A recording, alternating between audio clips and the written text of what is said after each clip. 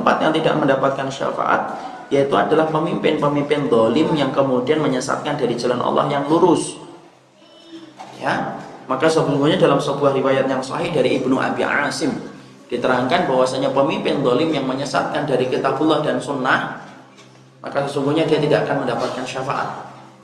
Dan orang-orang yang melampaui batas di dalam menjalankan agama, maka itu pun juga tidak akan pernah mendapatkan syafaat. Orang yang gulu, gampang-gampang mengkafirkan kayak Khawarij, gampang-gampang tidak mengkafirkan kayak orang Murji'ah, orang yang gampang-gampang di dalam masalah takdir kayak orang Qadariyah dan Jabariyah, orang-orang yang ekstrim di dalam agama, maka sesungguhnya mereka tidak akan pernah mendapatkan syafaat yang ditetapkan oleh Allah dan Rasulnya. Nah sekarang mari kita pelajari poin berikutnya. Apa saja yang kemudian bisa menjadikan kita mendapatkan syafaat yang ditetapkan oleh Allah Subhanahu wa Ta'ala. Kemarin telah kita pelajari anak yang sholih, teman yang sholih, sujud, Quran, mengikuti Rasulullah SAW, dan meninggal di kota Madinah. Itu merupakan perkara-perkara yang bisa mendatangkan syafaat dalam kehidupan kita. Sekarang kita pelajari yang berikutnya. Maka yang ketujuh, orang yang kemudian mendapatkan syafaat yang ketujuh itu adalah orang yang meninggal lalu disolatin oleh orang-orang yang beriman berjumlah antara 40 sampai 100. Orang itu akan mendapatkan syafaat dari orang yang mensolatinya. Rasulullah SAW menyampaikan dalam hadis riwayat Muslim. Ini ada dua riwayat. Yang pertama riwayatnya disebut angka 40, riwayat Muslim. Riwayat yang kedua yaitu kemudian juga riwayat Muslim disebutkan angka 100. Kita bacakan dulu riwayatnya dan bagaimana cara memahami kedua hadis itu.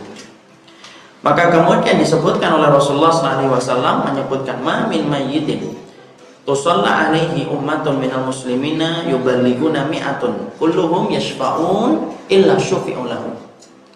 Kalau ada seorang muslim yang dia mati kemudian disolati 100 orang, maka setiap 100 orang itu ketika memintakan ampunan kepada orang yang meninggal dunia itu, dan 100 orang itu betul-betul orang yang beriman kepada Allah dan Rasulnya, maka sesungguhnya doa-doa mereka itu memberikan syafaat kepada mayit itu. Ya, itu hadis riwayat Muslim. Sahih, sahih. Kemudian ada riwayat yang kedua, ma min rajulin muslimin yamutu fayaqumu ala janazatihi arba'una rajulan la yusyrikuna billah illa syafa'ahumullah. Makanya kemudian Nabi dalam riwayat yang lainnya menyebutkan tidaklah seorang rajul, seorang laki-laki ketika dia meninggal fayaqumuna alaihi arba'ina rajulan. Tidaklah suatu orang yang meninggal dunia kemudian disolati 40 orang yang berdiri ketika dia meninggal dunia untuk mensolatinya. 40 orang ini memiliki sifat la yusyrikuna billah, mereka tidak berbuat syirik kepada Allah. Maka Nabi mengatakan syafa'ahumullah, Allah akan kasih syafaat kepadanya. Disinilah kita paham di antara perkara yang bisa memberikan syafaat yang ketujuh adalah yaitu semakin banyak orang yang beriman yang mensolati kita, maka semakin besar syafaat yang kita dapatkan ketika kita meninggal dunia. Makanya disinilah kita paham Pak dan Ibu, pada dasarnya kehidupan kita ini kenapa kok diperintahkan untuk berbuat baik? Itu karena pada dasarnya kita sedang memilih orang siapa yang akan mensolati kita ketika kita meninggal dunia.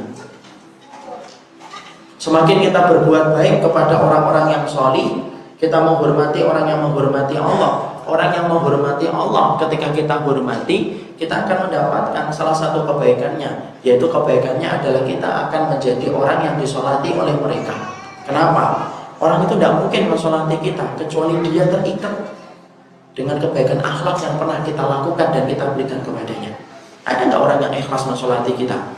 Kalau kemudian dia tidak mendapati kebaikan dari kita, tidak mau lah. Makanya dalam kehidupan kita yang singkat ini, maaf, filosofnya orang yang beriman, kata para salaf itu, orang yang beriman itu harusnya tidak sebagaimana sumur, tapi orang yang beriman itu harusnya sebagaimana sungai. Maksudnya apa Ustaz? Jangan kayak sumur Pak. Sumur itu apa? Sumur itu susah diambil manfaatnya. Mau dipancing susah karena tidak ada orang yang kemudian di dalamnya itu ikan.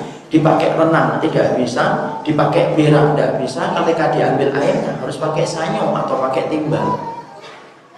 Itu sumur. Adapun sungai beda.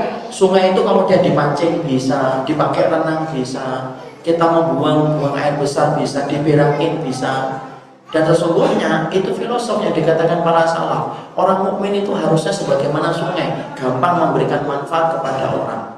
Dan jangan kemudian orang mukmin itu sebagaimana sumur, susah untuk diambil manfaatnya.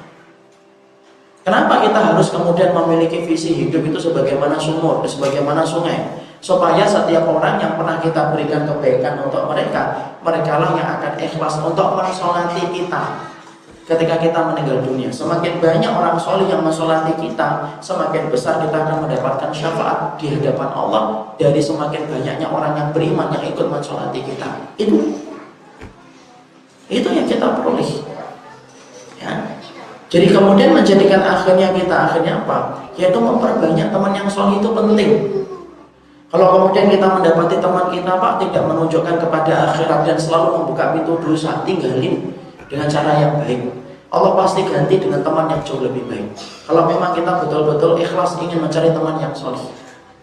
Dan saya ingatkan apa yang disampaikan oleh Syekh bin Baz, tarim man yahtarimillah. Hormati orang yang menghormati Allah. Kenapa? Kalau kita menghormati orang yang telah menghormati Allah, Bapak akan mendapatkan besar faedahnya ketika bersama dengan mereka. Kalau mereka sampai berdiri ketika kita meninggal dunia, satu, doanya mereka bisa jadi menjadi pembuka pintu langit dan memberikan kebaikan untuk kita. Bedakah Ustaz antara orang yang beriman sholat dengan orang yang tidak beriman? Ya beda. Makanya disebutkan oleh Nabi, arba'una rajulan la yusyrikuna billah. 40 orang yang tidak berbuat syirik. Berarti kemudian apa? Yang betul-betul beriman. Semakin banyak kemudian kita disolati, semakin mulia kedudukan kita ketika balik kepada Allah. Semakin sedikit orang yang mensolati, maka semakin sedikit pula kita mendapatkan kebaikan. Kecuali ketika kita memang hidup pada zaman ketika penuh dengan fitnah, terkadang ini tidak bisa untuk dijadikan acuan. Ya, para ulama sudah mengatakan kecuali pada zaman fitnah.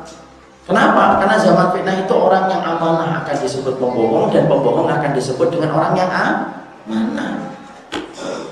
Maka bisa jadi ada orang yang disolatin sedikit orang karena tidak banyak dikenal orang, tapi bisa jadi orang itu dikenal oleh penduduk langit. Dia mungkin tidak mendapatkan syafaat dari orang yang mensolatinya, tapi dia mendapatkan syafaat dari ibadah-ibadah dia yang lainnya. Atau bisa jadi kita lihat pendosa tapi ikutnya mensolatinya banyak. Coba kita lihat sekarang artis kalau meninggal dunia, semoga Allah merahmati dan mengampuni siapapun yang kemudian masih melakukan kejahatan.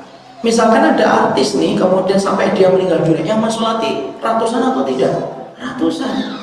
Apakah bisa langsung kita katakan? Belum bisa. Kenapa? Kita hidup pada zaman fitnah hari ini.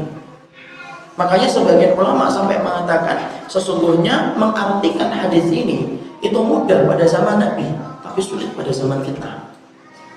Tapi bukan berarti kemudian akhirnya kita menafikan ikhtiar untuk mencari teman-teman yang soleh. Tidak, tetap kita berikhtiar. Makanya ketika kita mendapati teman yang soleh, bersabarlah dengan mereka. Kesabaran kita dengan mereka akan menjadikan kita mendapatkan sebab syafaat ketika mereka menyolati kita, dan mereka akan ikhlas untuk mensolati kita.